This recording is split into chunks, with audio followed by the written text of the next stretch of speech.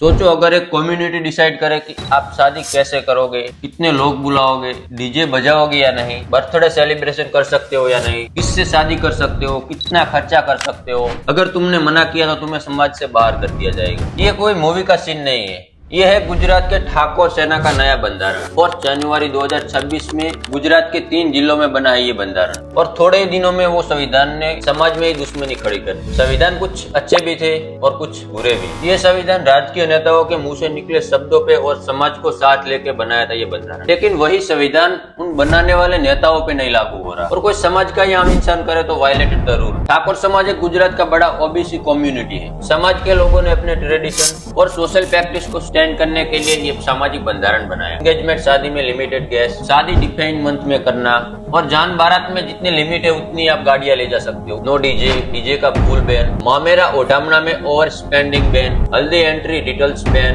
Birthday celebration ban, no addictive substance allow. ये मैंने बताया जो कुछ थोड़े ही रूल है, लेकिन ऐसे टोटल 16 रूल बनाए गए। ये रूल बनाए हैं गुजरात कांग्रेस एमपी ज्ञानीबेन ठाकुर और ठाकुर सेना फाउंडर, ओबीसी SC ST एकता मंच लीडर अल्पेश ठाकुर ने। अगर इनकी स्टोरी देखे तो बहुत ही मजेदार है। अल्पेश ठाकुर ने पॉलिटिक्स की शुरुआत एक आंदोलन से की थी। ओबीसी SC ST एकता मंच बनाया, ठाकुर सेना स्टेबलाइज की, गुजरात क्षत्रिय ठाकुर सेना को स्टार्ट किया था जो एक सोशल प्लेटफॉर्म है ठाकुर समाज के इम्प्लीमेंट सामाजिक के लिए। ये सेना पाटीदार रिजर्वेशन रजिस्ट्रेशन के बाद ओबीसी यूनिट मूवमेंट के कॉन्टेक्स्ट में बनी थी 2011 के आसपास, और अल्पेश ठाकुर ने ये सेना बनाई तब पूरे समाज को एकता पे लाके विश्वास दिलाया कि मैं आपके साथ। लेकिन उन्होंने थोड़े ही टाइम में उस सेना के जरिए 2017 में कांग्रेस ज्वाइन की, गुजरात असेंबली इलेक्शन जीते, कांग्रेस के स्टार ओबीसी लीडर बन गए, और जिस ठाकुर सेना को सीढ़ी बना के राजनीति में आए, बाद में उसी सीढ़ी को फेंक दिया। क्योंकि अल्पेश ठाकुर ने क्या किया, इंटरनल पॉलिटिक्स डिससैटिस्फैक्शन, कांग्रेस से रिजाइन कर दिया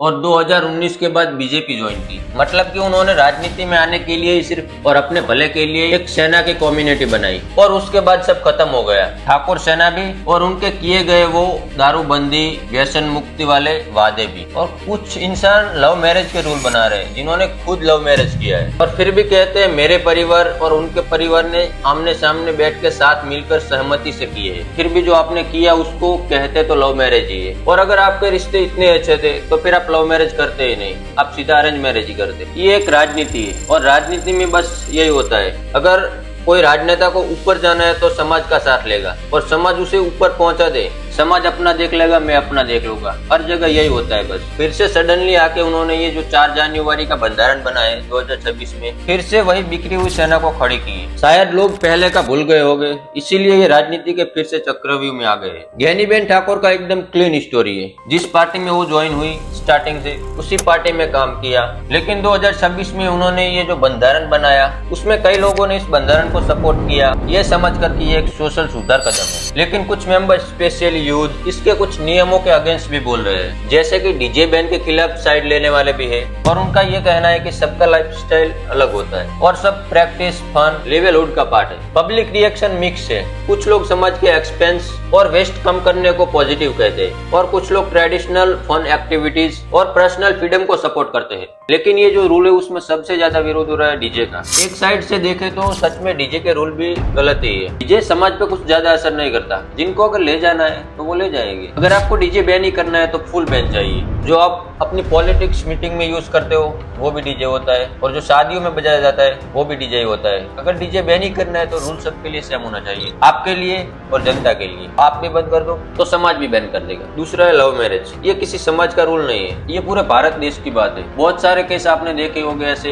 हर दिन कहीं ना कहीं तो बनते रहते हैं ऐसे केस। तो लव मैरिज कुछ गलत नहीं है, इंसान एक दूसरे को समझ के ही करता है। लड़की हो या लड़का, अगर उसे पता है कि ये जो लाइफ पार्टनर मेरा है उसके साथ मैं खुश रह सकती हूँ या रह सकता हूँ, तभी वो एक दूसरे की सहमति से ही लव मैरिज करते हैं। उसे उसका वो लाइफ पार्टनर मिल रहा है जिसके साथ उसे पता है कि वो अपनी पूरी लाइफ निकाल सकता है, क्योंकि उसको पता है कि उसको अपना मनपसंद लाइफ पार्टनर मिल चुका है। अगर लाइफ में आप आपकी मर्जी से शादी कराओगे तो लड़के को लड़की या लड़की को लड़का नहीं पसंद, लेकिन उन्होंने शादी सिर्फ आपके लिए की है, तो वो रिश्ता फिर वैसे भी नहीं टिकेगा। क्योंकि इंसान कब तक जलेगा, अगर उसको सामने वाला इंसान पसंद ही नहीं है तो मजबूरी में की हुई शादी नहीं टिकती। और इसीलिए बस उसका वो हो गया, इसका ये हो गया, इन सब का रीजन बस बस एक सिर्फ यही होता है। तो फिर से आते हैं बंधारण पे। उन्हें ये लगता है कि ये सब करने से सब ठीक हो जाएगा, लेकिन नहीं, पहले जो करवाना है आपको वो नहीं करवा रहे आप। गुजरात में दारू बैन है, फिर भी लोग पी रहे, बेच रहे। आपको वो बात पे भी पहले ध्यान देना होगा। आप कहोगे समाज में आज से दारू बंदी, तो दारू बंदी ऐसे नहीं होती, उसे बंद करवाना पड़ता है और वो आपका काम है। जनता ने आपको बहुत सारी उम्मीदें देखकर एक लीडर बनाया है कि वो समाज में आगे जाकर कुछ अच्छा करेंगे, तो वो बात को भी आपको उतना ही सीरियस लेना चाहिए जितना आप ये डीजे को ले रहे हो। ये एक बंधारण के लिए नहीं, लेकिन ये दारू के नशे से कई सारे परिवार बर्बाद हुए हैं। ऑफिशियली इसे रिफॉर्म बोला जा रहा है, लेकिन प्रैक्टिकली ये सोशल कंट्रोल स्ट्रक्चर बन चुका है।